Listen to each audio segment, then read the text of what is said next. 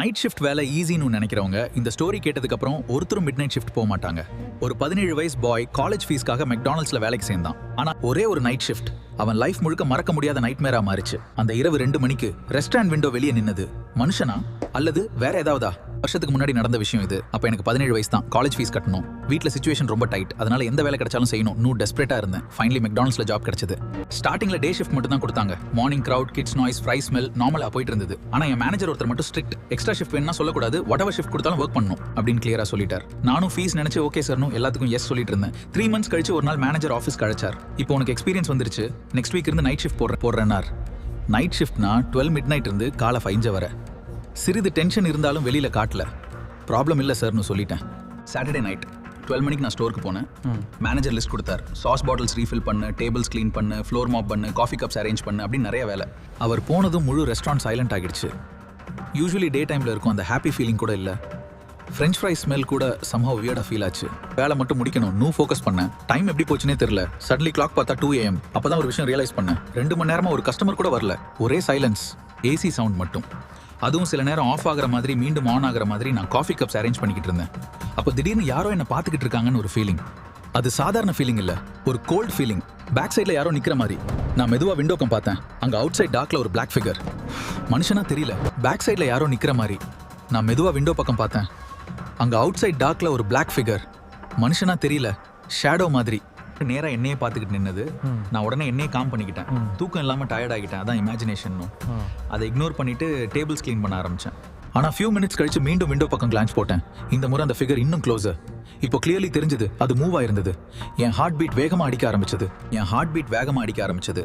Still நான் convince பண்ணிக்கிட்டேன், nothing டே, fear தான். அதுக்கப்புறம் அவுட் சைட் பார்க்கவே கூடாதுன்னு முடிவு பண்ணேன். வேலை மட்டும் பார்த்தேன். அப்போ தான் ஒரு சத்தம். முதல்ல மெதுவா, ஐ கேன் see you. நான் ஃப்ரீஸ் ஆயிட்டேன். மீண்டும் இந்த முறை கொஞ்சம் loud. I can see you. என் கையில இருந்த கிளாத் கீழே விழுந்துச்சு. ஸ்லோவா விண்டோ பக்கம் திரும்பி பார்த்தேன். அந்த செகண்ட் என் லைஃப்ல மறக்க முடியாத விஷயம். விண்டோ வெளியே ஒரு ஃபேஸ். மனுஷ ஃபேஸ் மாதிரி இல்ல, ஐஸ் முழுக்க பிளட் ரெட். ஸ்மைல் இம்பாசிபிள் அளவுக்கு பெரியது.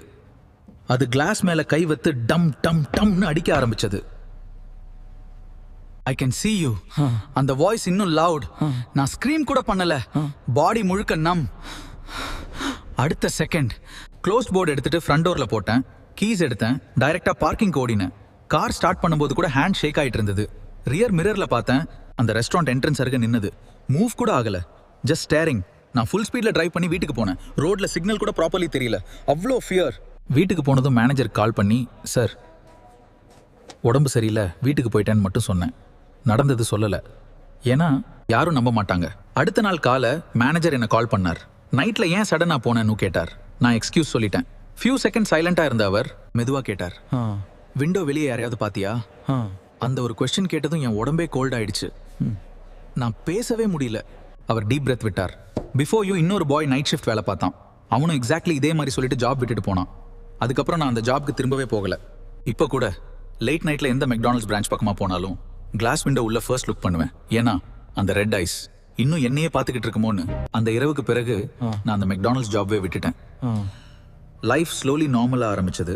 ஆனா ஒரு நாள் மிட் நைட் என் ஃபோனுக்கு அன்னோன் நம்பர்ல கால் வந்தது. நான் அட்டென்ட் பண்ணேன். ஃபியூ செகண்ட்ஸ் ஒரே சைலன்ஸ்.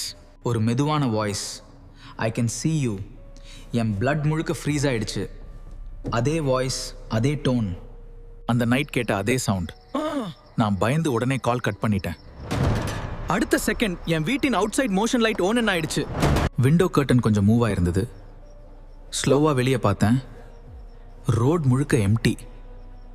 ஆனா என் வீட்டின் கேட் அருகே ஒரு பிளாக் ஃபிகர் நின்று இருந்தது.